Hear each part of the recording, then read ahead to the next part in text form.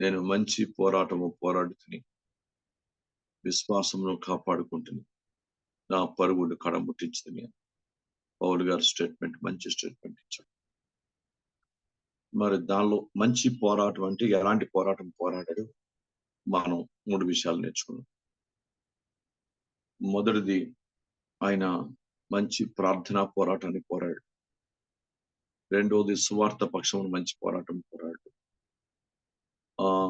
మూడవదిగా తన సంబంధమైనటువంటి శరీరంతో పోరాడి తన శరీరాన్ని నలుగొట్టుకొని 24 రకాల శ్రమలు భరించినప్పటికీ ఎక్కడ శరీరంలో దైవ చిత్తాన్ని వ్యతిరేకంగా తొట్టిల్లిపోకుండా, ప్రభు మీద సనకుండా గొనకుండా, ప్రభు యొక్క వాక్యాన్ని వ్యతిరేకం వెళ్లకుండా ప్రభు యొక్క చిత్తాన్ని జరిగిస్తూ ప్రభుకి మహిమకరమైనటువంటి ఆ నీతి కీటం పొందుకున్నంత స్థాయికి ఆయన ఆత్మీయస్థితిని మరి ఎదిగింప చేసుకున్నాడు. ఎన్న విషయాలు ఈ రోజు ఆ మంచి పోరాటంలో మరొక సంగతిని బైబిల్ గ్రంథంలో నేర్చుకున్నాం. దేవుని స్తోత్రం.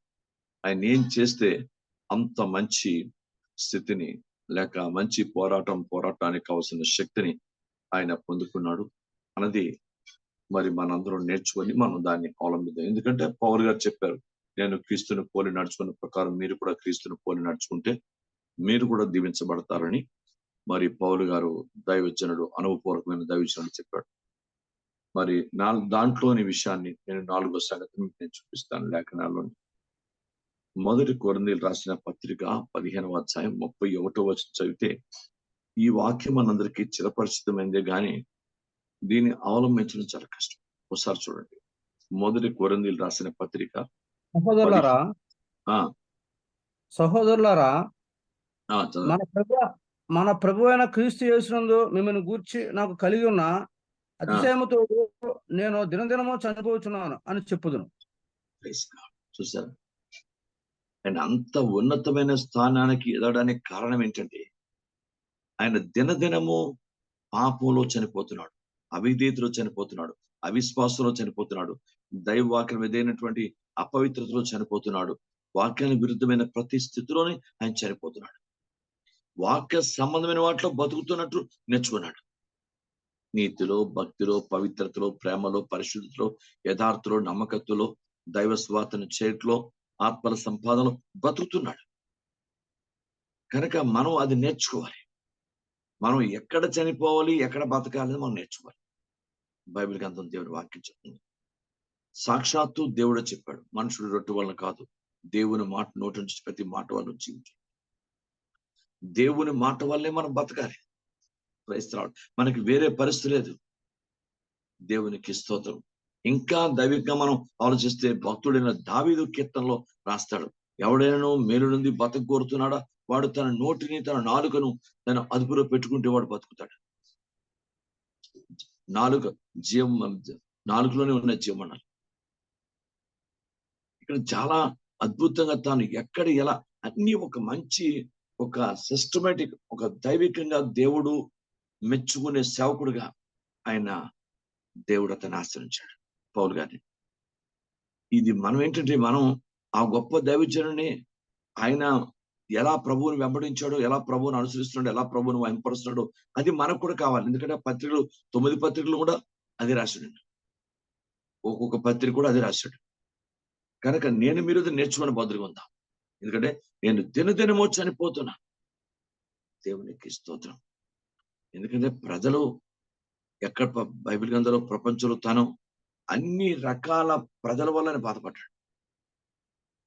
ప్రజలు, రక్త సంబంధులు, బంధుమిత్రులు, స్నేహితులు, హెబ్రీలు, ఇశ్రాయేలు, లేక ఆ రోజుల్లో ఉన్న యూదులు, ఆ రోజుల్లో ఉన్నటువంటి శాస్త్రులు, పరిసయ్యులు, వీళ్ళని వాళ్ళని కాదు, ఆ రోజులో అనేక జనముల చేత ఆయన బాధపడ్డాడు.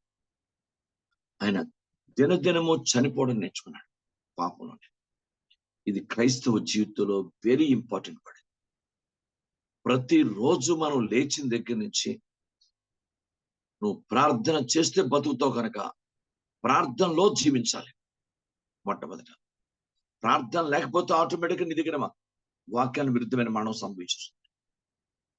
4 మరణాలను గురించి నేను చెప్పాను. ఎంతమంది గుర్తు నాకు తెలియదు. పాపమనం అనేది మొత్తము, అవిశ్వాసం అనే మొత్తము, ప్రేమ లేని మొత్తం, సంపూర్ణ కీడు. 4 మృతాలు.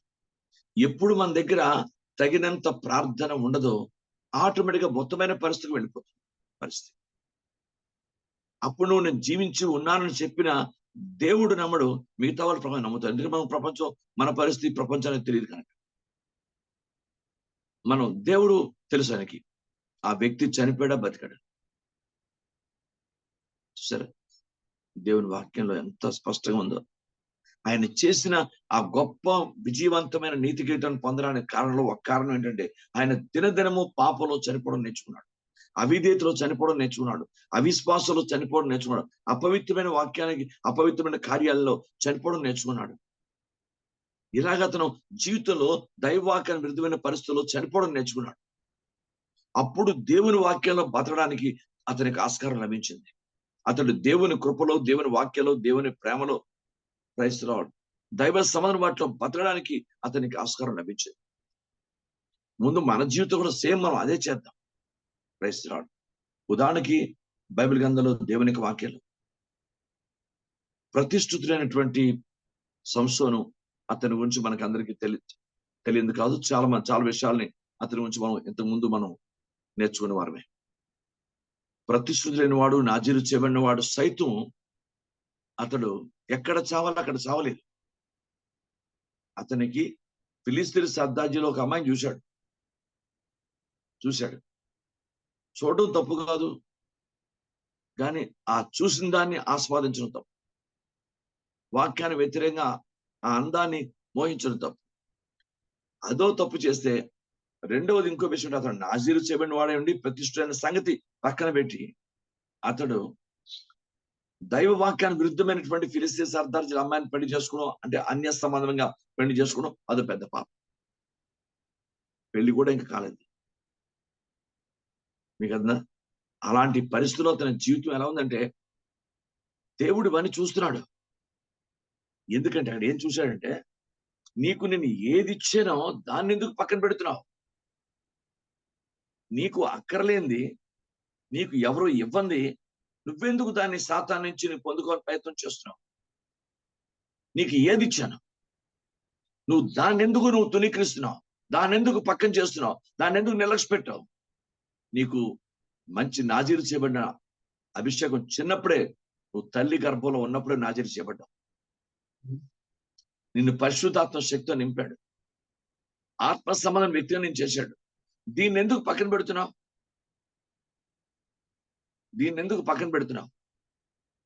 నీకు ఏది ఇచ్చాడో దాన్ని సద్వినియోగపరచుకో. అనవసరం దాని గురించి వెళ్ళకు. అనవసరం దాని వెళ్తే నీకు ఏది ఉందో అది పోగొట్టుకుంటావు. దేవుని స్తోత్రం. కొండ నాలుగు మంది వేస్తూ ఉన్నాళ్ళకు పోయిందని ప్రపంచంలో స్వామి చెప్తారు. కనుక క్రైస్తవులు చాలా జాగ్రత్తగా ఉండాలి, చాలా జాగ్రత్తగా ఉండాలి. దేవునికి స్తోత్రం. కనుక మీకు అర్థమైందా?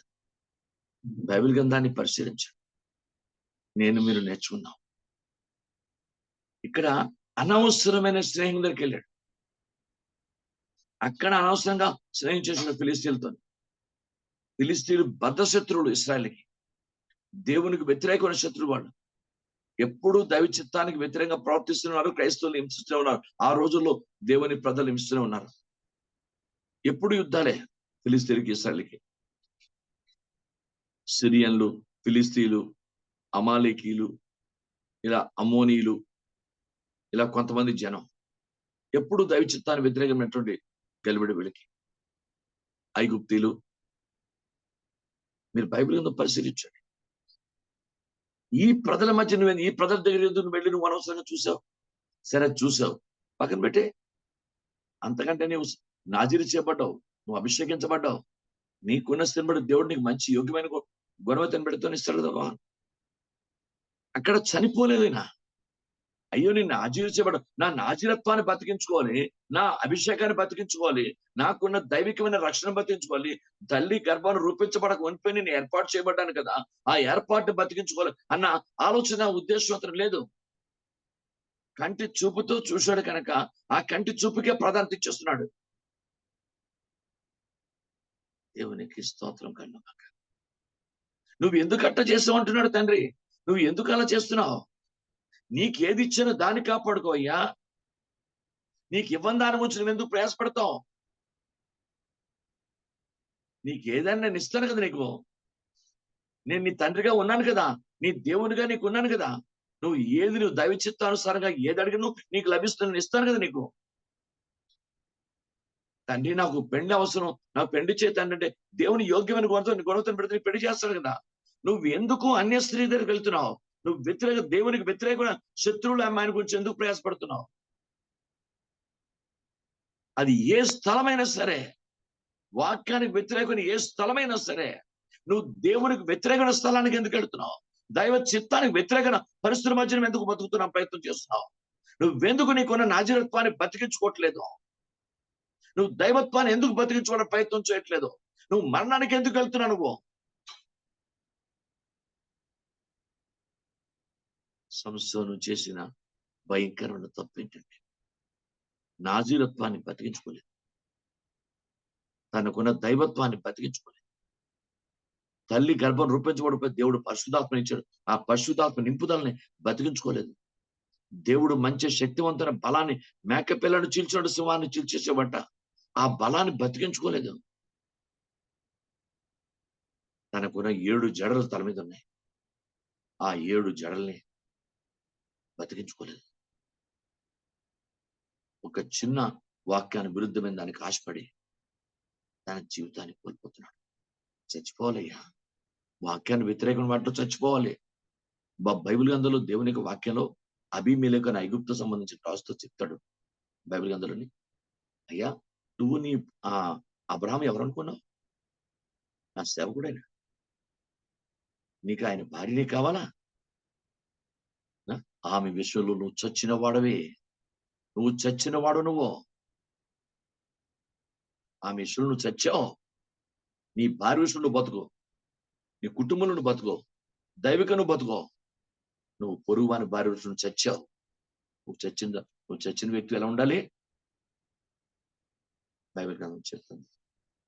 అప్పుడు అర్థమైంది, అతని కారణంగా, శారమ్మ కారణంగా ఐగుప్తు దేశం అంతట్లో కూడా ఆ అబీమెలెకు ఆ దేశం అంతా కూడా దేవుడు గర్భం మూసాడు.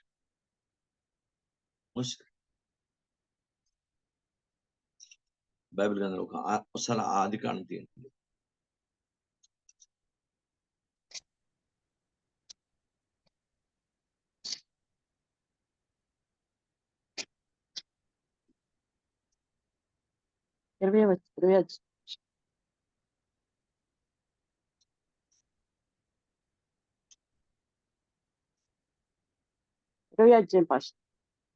చదవండి.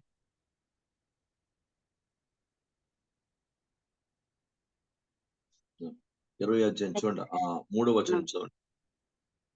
అయినను రాత్రి వేళ దేవుడు స్వప్నమందు అబీమెలెకు వద్దకు వచ్చి, నీవు నీ ఇంట చేర్చుకున్న స్త్రీ ఒక పురుషునికి భార్య గనుక ఆమె నిమిత్తము నీవు చచ్చిన వాడవు సుమా అని చెప్పాను. ఇంకో దగ్గర నేను చదివాను, కరెక్టే, అదే అధ్యాయమే. 17వ వచనం చూడండి. అబ్రహాము దేవుని ప్రార్థింపగా దేవుడు అబీమెలెకును అతని భార్యను అతని దాసీలను బాగు చేశాను, వారు పిల్లలు కనిరి. ఏలయనగా అబ్రహాము భార్యను సారాన్ని బట్టి దేవుడు అబీమెలెకు ఇంటిలో ప్రతి గర్భమును మూసిండెను. అవి సేవకురాలు అంటే చెల్లెని చెప్పింది. ముందు అబ్రహాం చెప్తాడు, నువ్వు చెల్లెని చెప్పు, నువ్వు అందగత్తు కనుక నేను బట్టినా కలిసి చంపేస్తాను అని చేత అలా కాకుండా ఉండను, నా చెల్లెని చెప్పంటాడు. దానికి వివరణ కూడా ఇచ్చాడు. ఆమె నా తండ్రి కూతురు, నా తల్లి కూతురు కాదు, నా తండ్రి కూతురు, అందుకే చెల్లెమ్మ. మంచి ఆలోచనది. ఒకే తల్లి కూడా పుట్టలేదు. నా తండ్రి కూతురు ఆవిడ అంటే దేవుని కుమార్తె. క్రైస్తవుడు మంచి ఆలోచన. బైబిల్ గ్రంథం చెప్తుంది దేవుని యొక్క వాక్యంలో, మనం చావాలట. మనము అందుకే ప్రతి ఒక్కరం కూడా, మీరు అందరూ నేర్చుకుంటాం. I'm the learning. నేను ఇంకా నేర్చుకుంటున్నాను. నాకు చాలా విషయాలు నేర్పిస్తున్నాడు దేవుడు. మనందరం దేవుని పాదాల దగ్గర నేర్చుకుందాం. అప్పుడు ఇంకా మనం పరిపూర్ణం అయిపోయిన పౌలు గారు అనలేదు. మీకు అర్థందా? నేను ఇంకా సంపూర్ణ సిద్ధి పొందుతున్నాను నేను చెప్పట్లేదు అనలేదు పౌలు. కనుక ఎంత జాగ్రత్తగా ఆలోచించాలంటే మనం నేర్చుకుంటాం. ఏం నేర్చుకుంటున్నా ఇక్కడ? మనం దేవునికి వ్యతిరేకమైన వాటిలో చనిపో. దేవుడు ఏది మనకి ఇచ్చాడో దాన్ని కాపాడు. అది నేర్చుకోవాలి. ఇలా నేర్చుకున్నాడు కనుక పౌలు గారు నీతికడ పొందాడు, ఆత్మీయ జీవితంలో విజయవంతం పొందాడు, మంచి పరుగు పరిగెత్తాడు, విశ్వాసాన్ని కాపాడుకున్నాడు, దేవునికి మహిమకరం వ్యక్తిగా దీవించబడ్డాడు. దేవునికి స్తోత్రం కన్నా కాక. బైబిల్ గ్రంథం పరిశీలించండి. ఇక్కడ చనిపోవట్లేదు చాలా మంది జనం. అదే అలవాట్లో, అదే క్రియల్లో, అదే పరిస్థితుల్లో, అదే మాటల్లో, అదే ఉద్దేశంలో, అదే నడవడికలో, అదే ప్రవర్తనలో, అదే బతికేస్తున్నారు. సంఘము నీరసమైపోతుంది, సంఘము చీలిపోతుంది, సంఘంలో గలిబిళ్ళు వచ్చేస్తాయి, సంఘంలో దైవాకర వ్యతిరేక పరిస్థితులు వచ్చేస్తాయి. మనం ఎక్కడ చనిపోవాలో దైవాకర వ్యతిరేక అక్కడ చనిపోతేనే మన జీవితంలో మనలో ఉన్న జీవం బతుకుద్ది, మనలో ఉన్న ఆత్మ బతుకుద్ది, మనలో ఉన్న రక్షణ బతుకుద్ది, మనలో ఉన్న ఆశీర్వాదం బతుకుద్ది, మనం దేవునికి మహిమ తెచ్చే జీవితం బతుకుద్ది. అక్కడ చావట్లేదు, వాక్యాన్ని వ్యతిరేకించడం చావట్లేదు. పౌలు సంఘానికి నేర్పించిన సంగతులు అమూల్యమైన సంగతులు నేర్పించాడు. తిమోతికి గాని మనకున్న శిష్యులకు గాని, ఒక్కొక్క శిష్యుడు రాస్తూ, తీతుకు వాళ్ళందరూ రాస్తూ ఎంత దైవిక విషయాలు నేర్పించాడు. ఎంత గొప్ప ఇచ్చాడో దేవుడు తనకి, పౌలు గారికి. కనుక దేవుని బిడ్డ, నాకు మీకు కూడా పశ్చాత్తాపంలో ఎక్కడ చనిపోతున్నాం, ఎక్కడ బతుకుతున్నాం? విధేయతలో చనిపోతున్నామా? విధేయతలో బతుకుతున్నాం? విశ్వాసంలో బతుకుతున్నామా? చనిపోతున్నావా? ప్రేమలో బతుకుతున్నావా? చనిపోతున్నావా? పరిశుద్ధిలో బతుకుతున్నావా? చనిపోతున్నాం? ముందు మన ఇంటి నుంచే ప్రారంభం అవ్వాలి. ఎక్కడో ఎవరినో ప్రేమించేస్తానంటే అవదు. ముందు మన ఇంటి నుంచి నీ తల్లిని ప్రేమించయ్యా, నీ తండ్రిని ప్రేమించయ్యా, నీకున్న భార్యను భర్తను ప్రేమించయ్యా, నీకున్న బిడ్డలను ప్రేమించయ్యా. లేదు నీకు పెళ్లి కాలేదు, దైవికంగా నీ కుటుంబంలో ఒక మంచి దైవికమైన ప్రేమగల వానిగా నియమించబడయ్యా. దేవుని స్తోత్రం. నువ్వు ఎక్కడ దైవికంగా బతకాలో అక్కడ బతుకు, ఎక్కడ దైవ వాక్యాన్ని వ్యతిరేకంగా చావాలో అక్కడ చచ్చిపో. క్రీస్తు రాజ్యాన్ని చేరుకుంటాం, క్రీస్తు నామాన్ని కనపరుస్తావు, క్రీస్తు రాజ్యాన్ని వ్యాప్తి చేస్తావు, క్రీస్తు యొక్క ఫలాలు పొందుకుంటాం. గొప్ప పరిపక్వత కలిగిన దేవుని పెండు కుమార్తె సంఘంలో పాలిభాగస్తురాలు అవుతాం. చనిపోవట్లేదు. పౌరుషాలు, కోపాలు, దైవవాక్యాన్ని వ్యతిరేకమైన పరిస్థితులు, మాటలు, క్రియలు తనుకొని వచ్చేస్తున్నాయి అప్పటి నుంచి. ఎంత మనం కంట్రోల్ చేద్దామని మన జీవితంలో కంట్రోల్ చేయలేకపోతున్నాం.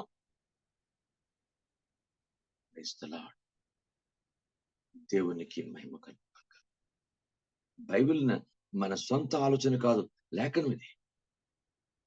ఎక్కడ చనిపోతున్నాం, ఎక్కడ బతుకుతున్నాం, అది జాగ్రత్తగా మనం కనిపెడితే అద్భుతంగా మన జీవితం ఉంటుంది. అందుకే పౌలు గారు చెప్పడింది, నేను దినదినము చనిపోతున్నాను. దినదినము కూడా నేర్చుకోండి. నాకు మీకు కూడా, మీరు కూడా చేయవలసినటువంటి ఖచ్చితమైనటువంటి విషయం అది. ఆహారం, గాలి, నీరు ఎంత ముఖ్యమో మనిషి జీవితానికి, క్రైస్తవ జీవితంలో ఇదంత ముఖ్యం. ప్రతిరోజు కూడా పాపంలో చనిపోవాలి, అవినీతి క్రియలో చనిపోవాలి, దైవ అబద్ధ మాటలో చనిపోవాలి, నువ్వు అవిశ్వాసంలో చనిపోవాలి, విశ్వాసంలో బతకాలి, ప్రేమలో బతకాలి, నిజం చెప్పుట్లో బతకాలి, యథార్థవంతమైన జీవితంలో బతకాలి, పరిశుద్ధత కలిగి ఇంట్లో బతకాలి. బతకవలసిన చోట బతుకు, చనిపోవలసిన చనిపో. ఆత్మీయ జీవితంలో 100% దేవుని యొక్క కితాబు, దేవుని యొక్క రివార్డ్ లేక బహుమానం, దేవుని యొక్క రాజ్యం మనం పొందేసుకుంటాం. దేవునికి స్తోత్రం. బైబిల్ గ్రంథం చెప్తుంది మనకి, ప్రారంభంలోని ఇస్రాయిల్లోని చరిత్రలో మంచి ప్రథముడైన వాడు కదండి ఏశావు. 2 సంతానం ఇస్సాకు. మొట్టమొదటి ప్రథముడైన జ్యేష్ఠ సంతానం. బైబిల్ గ్రంథం చిన్న తిండి గురించి అక్కడ చంపుకుంటే మనస్సాక్షిని, అక్కడ హృదయాన్ని చంపుకుంటే, కోరికను చంపుకుంటే, ఇష్టాన్ని చంపుకుంటే ఎంత గొప్ప అద్భుత సంగతి. చంపుకోలేదు. కానీ దాని పరిణామం, దాని పర్యవసానం, అతని సంతానం మొత్తం ఏదోమీయులు భ్రష్టులు అయిపోయారు, శాపగ్రస్తులు అయిపోయారు, భయంకర జనంగా మారిపోయారు. ఒక్కడు చేసిన దైవ దృష్టి వ్యతిరేక ఏంటి ఇంత పనిష్మెంట్ ఆ చిన్నదానికి మనం అనుకోవచ్చు. అలా అప్పుడు ఆ స్ట్రిక్ట్ గా ఉన్నాడు కనుక ఆనాడు కనీసం శేషించిన ఇశ్రాయేల్ అని దీవించబడ్డారు. లేకపోతే ఇశ్రాయేల్ కూడా రెచ్చిపోయి పాపం చేశారు, విగ్రహాలను చేశారు, వాక్యాన్ని వ్యతిరేకంగా పాపం చేశారు, వ్యభిచారాలు చేశారు. ఇశ్రాయేల్ కూడా దేవుడు చాలా స్ట్రిక్ట్ గా తీసుకున్నాడు. నువ్వు బతకవలసిన వ్యక్తి నువ్వు ఇశ్రాయేల్వి, నువ్వు చచ్చిపోయి దైవ ఇతరులను చంపేస్తున్నావు, ఊరుకుంటాడా? దేవునికి మహిమ. ఊరుకోలేదు. Praise the name of Jesus. Bible గ్రంథం పరిశీలించండి. ఇశ్రాయేల్ సంఘం, దేవుడు ఇశ్రాయేల్ కూడా ఊరుకోలేదు. వారిని ఎక్కడ శిక్షించాలో, ఎక్కడెక్కడ వాళ్ళకి బుద్ధి చెప్పాలో చెప్పాడు. ఆలోచించండి, ఎక్కడ బతుకుతున్నాం, ఎక్కడ ఈ రోజు నుంచి ఒక పరిశోధన ప్రారంభించండి. దైవ సంబంధం అట్లా బతుకుదాం, దైవ వాక్యాన్ని వ్యతిరేకం అట్లా చచ్చిపోతాం, అద్భుతమైన విజయాన్ని పొందేస్తాం. సంఘంలో క్రమబద్ధంగా ఉంటాం, ఆత్మీయంగా ఉంటాం, ప్రేమగా ఉంటాం, పరిశుద్ధంగా ఉంటాం, క్రీస్తులు ఎదుగుతాం. ఈర్షులు, అసూయలు, వారలంతనాలు, అపవిత్రతలు, వాక్యం వీళ్ళు మనం ఏది కలిగి ఉండి ఏం చేస్తున్నా దేవుడికి అనేది దైవ చిత్తాన్ని వ్యతిరేకంగా మనం ఏం చేసినా అది ఒప్పుకూడదు. దైవ ముందు మన సరైనటువంటి క్రమబద్ధమైన జీవితం, దేవుని సన్నిధికి సరిగా వాక్యానికి రాకపోవడం, ప్రార్థన చేయకపోవడం, సరిగ్గా వినకపోవడం, దేవుని సెల్లో సరిగా ఆయన దేవుని సెలతో దేవునితో సరైన సంబంధాన్ని కలిగి ఉండలేకపోవడం. మెయిన్ మన జీవితాల్లో దేవునితో సరైన సత్సంబంధం లేక చాలా మంది భయంకర పరిస్థితులు వెళ్ళిపోతున్నారు. నీకు ఉండవలసిన సంబంధం లోకంతో కాదు. లోకం తాత్కాలికమని, నా ప్రజలు తాత్కాలికంగా ఐగుప్తు వెళ్ళారని లేఖనాలు చెప్పాడు ప్రభు. కనుక మనుషుల జీవితం, మన అందరి జీవితం నేర్చుకుందాం. మన ముఖ్యంగా దేవుని బిడ్డలకి, రక్షింపబడిన దేవుని బిడ్డలు దేవునితో మన సంబంధం పటిష్టంగా చేసుకోవాలి. ఆయనతో సంబంధంలో అంటే ప్రార్థన, ఆరాధన, వాక్యము, విధేయత, విశ్వాసం, సహవాసం ఇవన్నీ ఉంటాయి. ఆయనతో సంబంధం పటిష్టంగా ఉంటుంది. అప్పుడు నువ్వేంటంటే ఎప్పుడు ఆయనతో సంబంధం పటిష్టంగా ఉందో, బలంగా ఉందో, అప్పుడు నువ్వు బతకవలసిన వాటిలో బతుకుతావు, చనిపోవలసిన వాటి చనిపోతావు. నువ్వు దేవునితో సంబంధం సరిగా లేదు, దేవునితో నువ్వు కరెక్ట్ అయినటువంటి అటాచ్మెంట్ లో లేవు, సరైన ప్రార్థనలు లేవు, సరైన వాక్యానుసారం లేవు, సరైన ఆత్మీయతలు లేవు, నువ్వు ఎలాగ మరి బతికేస్తావు?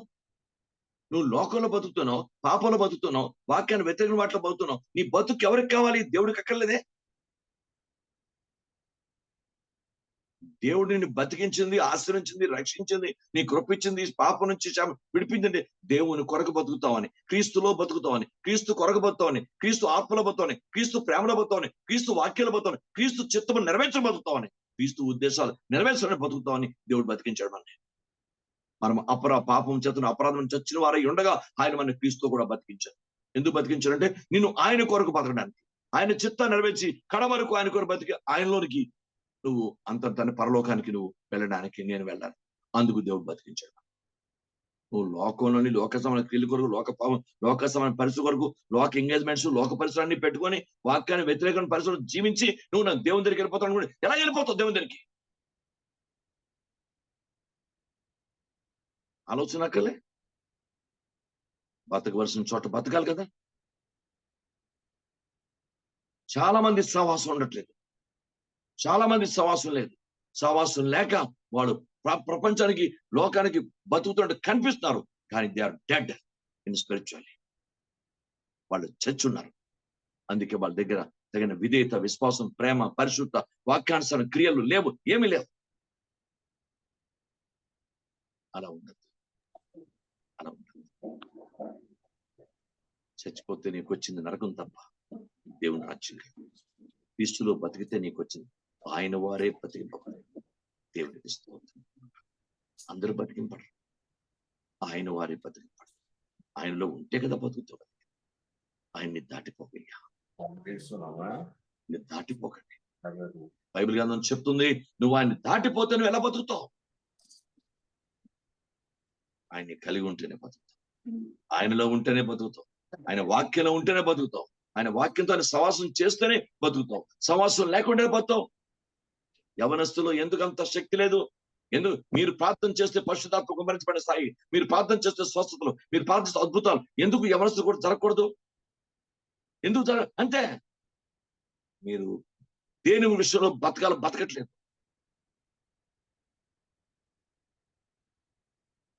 ప్రాణం పెట్టేయాలండి యూత్ అంటే.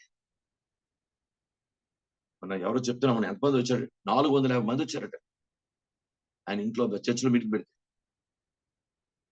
ఎంత గొప్ప అద్భుతం అండి ఇది. యవనస్తులు చిన్న దాన్ని ఏమంటారండి, మనం పెట్టాం అది సండే స్కూల్ గురించి మనం పెట్టాం కదా, బీబీసీ ఏదో బీబీసీ బీబీఎస్ పెట్టాం కదా మనం వొకేషనల్ బైబిల్ స్టడీ పెట్టాం. అది అలాగైతే ఆ చర్చిలో 450 మంది వచ్చారు. ఎందుకంటే అదే రోజు నేను అక్కడ స్త్రీలో వాక్యం చెప్పడానికి వెళ్ళాను. మేడ మీద స్త్రీలో నేను వాక్యం చెప్తున్నాను, కింద బీబీఎస్ జరుగుతుంది. ఎంతమంది వస్తారు బీబీఎస్ అంటే? 450 మంది పైన వచ్చారండి. చూసారా?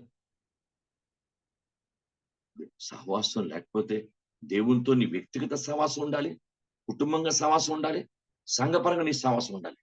అప్పుడు నువ్వు బతుకుతావు. నువ్వు ఎక్కడ బతకాలని బతుకుతావు, ఎక్కడ చనిపోవాలి అక్కడ చనిపోతావు. దేవుని వాక్యానుసరంగా వ్యతిరేకం వెళితే ఎలాగండి? వద్దండి, వద్దు. దేవుని పాదాల దగ్గర నేర్చుకుందాం. మమ్మల్ని కూడా ప్రభు తన కృప చేత బతికిస్తున్నాడు. ఎందుకంటే మనం ఇంకా దేవుని వాక్యంలో బతుకుతామనే నిరీక్షణ కలిగి ప్రభువారు మన పక్షాన ప్రేమించి, మనం బలహీనమైనప్పుడు కూడా తోసేయకుండా దేవుడు బతికిస్తూ వస్తున్నాడు మనకి. అది అర్థం చేసుకోకుండా దేవునితో నీ సహవాసం సరిగా, దేవునితో నీకున్నటువంటి బంధము సరిగా ఉండకుండా దేవునికి స్తోత్రం కలుగుగాక. Praise the Lord. మీకు అర్థమైందా? దేవుని పాదాలు పట్టుకొని ప్రార్థన చేసుకుందాం. ప్రభా నన్ను కరుణించు. ఎందుకంటే దినదినము నేను చనిపోవట్లేదయ్యా. పౌలు గారు చేసిన గొప్ప అద్భుతం ఏంటంటే, ఆయన దినదినము పాపంలో చనిపోతున్నాడు, నీతిలో బతుకుతున్నాడు, పరిశుద్ధిలో, ప్రేమలో, పవిత్రతలో, వాక్యస్థమైన సేవలో బతుకుతున్నాడు, దైవికమైన చిత్తాన్ని నెరవేర్చడంలో బతుకుతున్నాడు. ఆ బతుకతని గొప్ప ఉన్నత స్థాయి తీసుకెళ్ళిపోయింది, నీతిగిరుడు పొందుకునేంత స్థాయికి వెళ్ళిపోయింది. ఆయన ఎంత గొప్ప ఆశీర్వాదము. దేవునికి స్తోత్రం. దేవుడు గుర్తుపెట్టుకోండి, తాను ఏర్పరచుకున్న వారిని ఎవరిని తక్కువ చేయలేదు. అపోస్తలుడు నీతి కిరీటం చూడకపోవచ్చు, కానీ అపోస్తలుడు సింహాసనం పొందారు. అసలే ఇంకా ప్రస్తుతానికి బలిపీఠంగా ఉండొచ్చు, కానీ వాళ్ళకి 12 సంవత్సరాలు దేవుడు కేటాయించి. పౌలు గారు దేవుని వాక్యం చెప్తుంది, అతడు సింహాసనం అంటే పొందకపోవచ్చు, కానీ నీతి కిరీటం పొందాడు. ఎవరిని తక్కువ చేయడు. దేవుడు పక్షపాతకాడు, మంచివాడు. ఎవరి కష్టాన్ని బట్టి, ఎవరి జీతం పరిస్థితి బట్టి వారికి జీతాన్ని ఇస్తాను లేఖనాలు. నీ కష్టాన్ని తగినట్టు నీకు జీతం వచ్చేస్తుంది. నువ్వు దైవిక కష్టపడు, నేను మీరు సరే, నీ జీతం వచ్చేస్తుంది. దేవునికి స్తోత్రం. ప్రపంచం కాదు మన జీతం ఇచ్చేది, లోకం కాదు, సంస్థలు కాదు, ప్రభు ఇస్తాడు జీతం. ఖచ్చితంగా మన జీతం ఇస్తాడు. బైబిల్ గ్రంథం గమనించండి. నేను చెప్తున్నాను వీళ్ళరా, సరైన క్రైస్తవ్యంలో ఉందామండి. నాకు మీకు కూడా గ్లోరీ టు గాడ్. పైకి భక్తి గలవారంగా లోనాయన శక్తిని ఆశ్రయించ, సందర్భం వస్తే ప్రభుని పక్కన పెట్టి ప్రభు చిత్తానికి వ్యతిరేకంగా ఉండే పరిస్థితి మానుకొని దేవునికి అనుకూలంగా బతికే జీవితం నాకు మీకు ఉంటే, ఖచ్చితంగా ఎక్కడ బతకాలో అక్కడ బతికిస్తాడు. ఎక్కడ చనిపోవడానికి మనం ఇష్టపడతాం, అక్కడ పాపంలో వాటిలో చనిపోయే కృపను కూడా దేవుడు మనకి ఇస్తాడు. ఎందుకంటే బైబిల్ గ్రంథంలో మాట ఉంది. ఎఫెసీ 5:14 చదవండి. ఎఫెసీ 5:14 వెరీ ఇంపార్టెంట్ వర్డింగ్స్ ఇవన్నీ కూడా పరిశుద్ధాత్మ తండ్రి బయలుపరిచిన విషయం. నిద్రించున్న నీవు మేల్కొని మృతుల్లో నుండి లెమ్ము, అది క్రీస్తు నీ మీద ప్రకాశించునని ఆయన చెప్తున్నాడు. దేవుని చూసారా? ఓకే అండి. జోహోయ అంటాడు హిందీలో చెప్పంటారు. ఎప్పుడు అయిపోయింది, అది అయిపోయింది. ఇప్పుడు నువ్వు నిద్రించున్న నీవు మేల్కో. మృతుల్లోని ఎప్పటికైనా మొత్తమైన స్నేహితులు, మొత్తమైన బంధువులు, మొత్తమైన క్రియలు, మొత్తమైన ఆలోచనలు, మొత్తమైన పద్ధతులు, మొత్తమైనటువంటి పరిస్థితులు, వీటన్నిటి నుంచి లేచిపో. నువ్వు లేచిపో, జీవిస్తున్న వారి మధ్యకి రా. దేవునికి స్తోత్రం కలుగుగాక. జీవిస్తున్న వాక్యంలో ఉండు, జీవిస్తున్న ఆత్మలో ఉండు, జీవిస్తున్న అభిషేకంలో ఉండు, జీవిస్తున్న ప్రార్థనా జీవితంలో ఉండవు, జీవిస్తున్న ప్రభులో ఉండవు, జీవిస్తున్న స్వార్థలో ఉండవు. ఎక్కడ జీవం లేదో అక్కడ నువ్వు ఏ పశువుడో ఆ జీవం లేని మధ్యకెళ్ళి నువ్వు జీవం లేని వాడికి అయిపోతావు. దేవునికి స్తోత్రాలు కలుగు. బైబిల్ చెప్తుంది, బైబిల్ మృతుల్లోంచిలే, నీవు మేల్కొని మృతుల్లోంచి లేమో, క్రీస్తు నీ మీద ప్రకాశాన్ని ఆయన చెప్పొచ్చున్నాడు. లీ అని అనహో, ఆయన నిన్ను బ్రతికిస్తాను, ఎక్కడ నువ్వు ప్రకాశిస్తున్నట్టు నీ మీద క్రీస్తు. దేవుని స్తోత్రం కలుగుగాక. హల్లెలూయా. దేవానికి వందనాలయ్యా. పౌలు గారు ఎఫెసీ సంఘానికి రాస్తూ చెప్తున్నాడు ఈ మాట. ఏం చెప్పాడు? నువ్వు మృతుల్లోంచిలే బాబు, నువ్వు నిద్ర మేలుకో, ఎప్పటికైనా మృతుల్లోంచిలే. ఏ మొత్తమైన పరిస్థితులు ఉన్నాయి చూడండి, గుర్తుపెట్టుకోండి. ప్రభువు మాట చెప్పాడు, మీరు లోకంలో ఉన్నారు కానీ లోక సంబంధం. అలా అయితే మనం మనుషుల మధ్యన మనం లేకపోతే మనం చనిపోయి వెళ్ళిపోలేదు. పౌలు గారు జాగ్రత్తగా దేవునికి వాక్యాన్ని అన్ని జనులతో ఎలా ఉండాలి, దేవునితో ఎలా ఉండాలి, క్రైస్తవ సంఘాలతో ఎలా ఉండాలి, తాను ఏర్పరచుకున్నటువంటి శిష్యులతో ఎలా ఉండాలి, ఎవ్రీథింగ్ ఒక దైవికమైనటువంటి జ్ఞానంతో ప్రవర్తించాడు పౌలు గారు. మనం కూడా ఎక్కడ ఎలా ఉండాలి, అన్యుల్ని తునీకరించమని కాదు, అన్యుల్ని ద్వేషించమని కాదు, ప్రేమించాలి, ఎవరిని ద్వేషించకూడదు. ఎందుకంటే అబ్రాహాముకి అన్య జనులతో ఎందుకు దీవించబడాలనే ముందుగా సువార్త పఠించబడింది. ఇప్పుడు అన్యుల దగ్గరికి ఎందుకు వెళ్తున్నాం మనం? సువార్తకి అన్యుల దగ్గరికి వెళ్తాం కదా, విశ్వాసం ఉంటాం కదా, అన్యుల దగ్గరికి వెళ్తున్నాం. అన్యులు ప్రేమించి, అన్యులు స్వార్థ చేసి, అన్యులు ప్రభు దగ్గర నడిపించడానికి మంచిది. మరి నీ దగ్గర దైవికమైనటువంటి శక్తి, నా దగ్గర తగినటువంటి శక్తి, అభిషేకం, ప్రార్థన, వాక్యం తగిన స్థితి మన దగ్గర ఉండాలి. ఆలోచించండి. అందుకే లేఖనాలు మన ఎక్కడ మొత్తమైపోతున్నాం మనం, ఎందుకంటే మనం పర్ఫెక్ట్ గా పరిపూర్ణం కాదు, మనం బలహీనం, ఎక్కడో బలహీనత మన దగ్గర. అంచేత నేర్చుకొని మనం ఎక్కడ మొత్తమైపోతున్నాం ఆ ముత్తులోంచి లే. నేను దేవుడు క్రీస్తు ప్రకాశిస్తే నువ్వు అద్భుతమైన శక్తి ఉంటావు.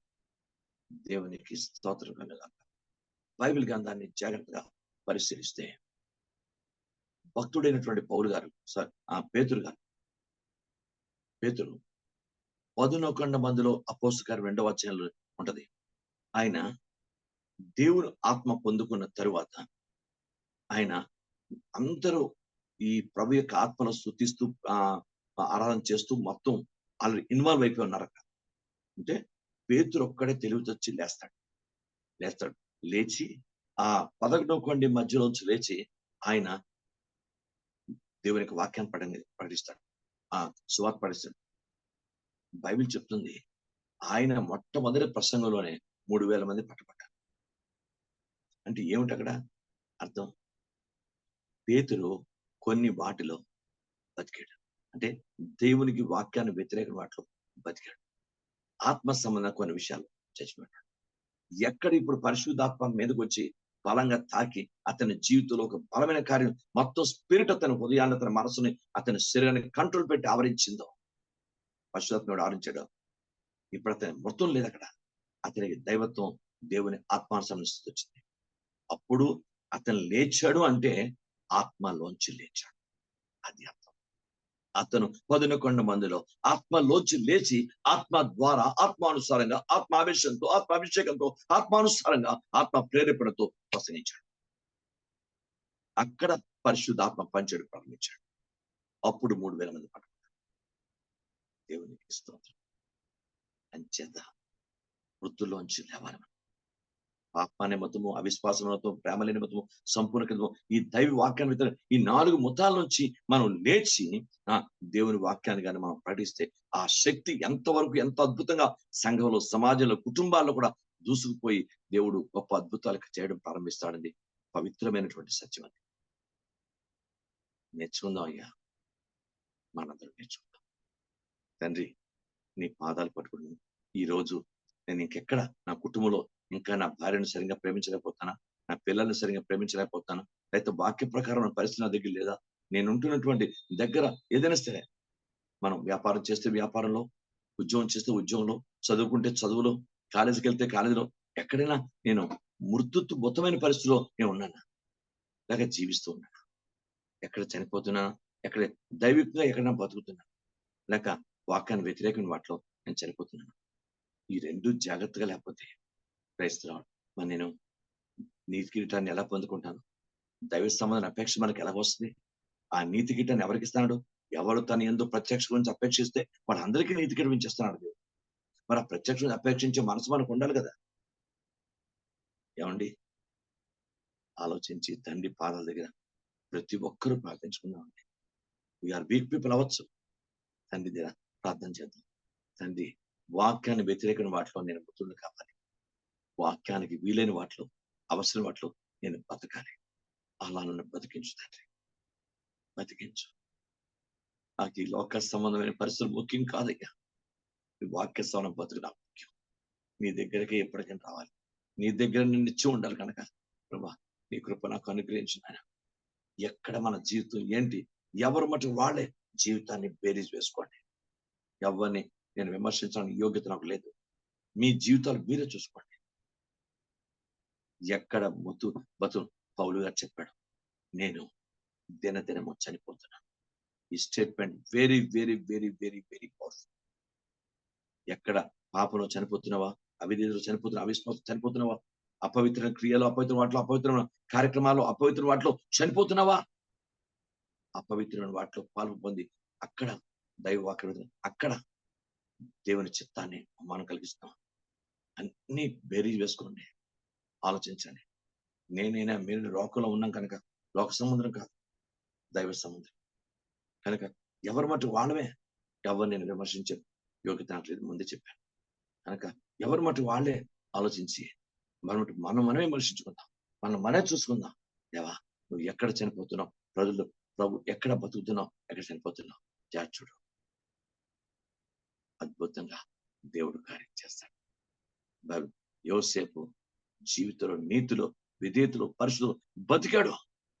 అందుకే ఐగుప్తుకి నీ గొప్ప ఉన్నతమైన అధికారి అయ్యాడు. ఫరో తర్వాత అంత అధికారి అవ్వలేడు. ఆ దేశం నీ ఎదురు ఉందని చెప్పాను ఫరో.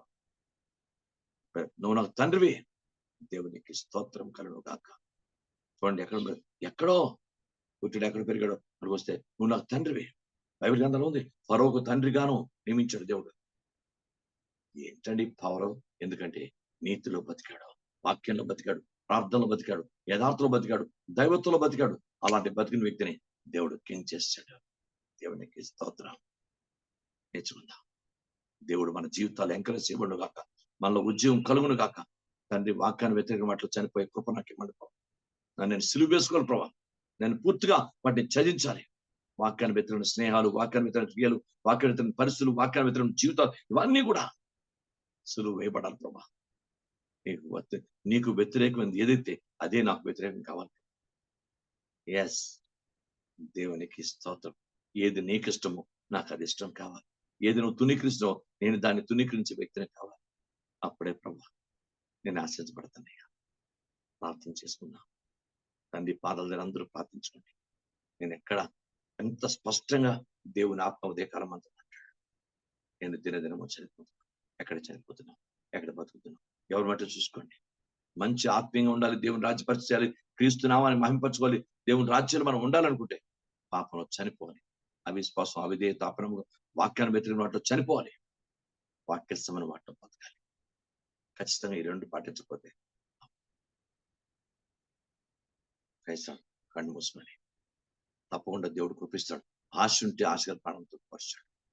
తప్పకుండా దేవుడు కార్యం చేస్తాడు, అద్భుతం చేస్తాడయ్యా. కనికరం దేవుడు ఎస్ చేస్తాడు. ప్రార్థించేద్దాం. ప్రభా, ఈ దినం నుండి నాయన ఈ